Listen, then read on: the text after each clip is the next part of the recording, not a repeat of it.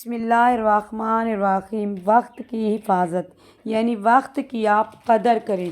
اب اس کے بارے میں کچھ بتانا چاہتی ہوں۔ اکثر لوگوں کے پاس وقت سے جی چرانے کا یہ بہانہ ہوتا ہے کہ ہمارے پاس وقت نہیں ہے۔ یہ بات بالکل بھی صحیح نہیں ہے، کیونکہ ہمارے پاس وقت بہت ہے۔ بات صرف اتنی ہے کہ ہم اسے ضائع کر دیتے ہیں۔ وقت کو ہم دن میں کتنی بار اپنے دوستوں اور ساتھیوں سے کہتے ہیں آؤ بیٹھو ٹائم پاس کریں، ارے ٹائم پاس ہی نہیں ہو رہا۔ وقت ایک ایسی باری بھر کم چیز ہے جو ہم سے کاٹا نہیں جاتا۔ ہم اس بات پر بہت سوچتے ہیں کہ وقت کیسے کاٹا جائے، مگر اس بات پر کبھی نہیں سوچتے کہ زندگی کیسے گزاری جائے۔ ہم اس بات پہ بھی پریشان رہتے ہیں کہ وقت کیسے کاٹا جائے، مگر اس بات سے یکساں غافل رہتے ہیں کہ کیسے وقت کو جمع کر کے کام میں لایا جائے۔ ہم ایک ایسی قوم ہے کہ جسے عمر کی کوئی پرواہ نہیں۔ وقت گزارنا وقت ضائع کرنے کے سوا کچھ نہیں ہے۔ لہٰذا ہمیں اپنے دستیاب اوقات سے اپنی زندگی اور مذہب کی ضرورت کو سیکھنا چاہیے۔ ہمیں کم سے کم یہ تو معلوم ہونا چاہیے کہ نماز کس طرح پڑھی جاتی ہے، روزہ کیسے رکھا جاتا ہے، حج کیسے کیا جاتا ہے، تاکہ ہماری عبادتیں صحیح ہوں۔ اسی طرح وقت گزارنے کے دیگر امور کے بارے میں بھی ہمیں علم ہونا چاہیے۔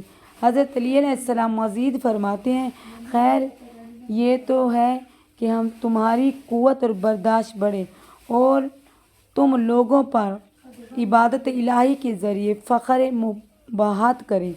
تحمل، مزاجی بردباری اچھے اخلاق کی بنیاد ہے۔ اخلاق پوشیدہ دل کی چابی ہے۔ جب انسان پوشیدہ دل ہوگا تو مصائب اور مشکلات سے دل تنگ نہیں ہوگا۔ جب وہ وسیع قلب ہوگا تو وہ لوگوں کی برائیوں کا جواب بھی بھلائی سے دے گا۔ یہی خیر ہے۔ اور اللہ کی عبادت اس طرح کریں کہ آپ کی ہی عبادت ہی سے لوگوں پر آپ کو فخر بن جائے۔ آپ کو زبانی لوگوں پر فخر مباحت جتانا نہ پڑے۔ عبادت صرف نماز، روزہ، حج، عمرہ نہیں، بلکہ اللہ تعالیٰ کے تمام امور کی پابندی اور حکم خدا کے سامنے سر جھکانا بھی عبادت ہے۔ روایت میں ہے کہ بہترین عبادت پاک دامنی ہے۔ ایک روایت میں آیا ہے کہ پیٹ اور شرمگاہ کی پاکیزگی سے بڑھ کر اللہ کی کوئی عبادت نہیں ہے۔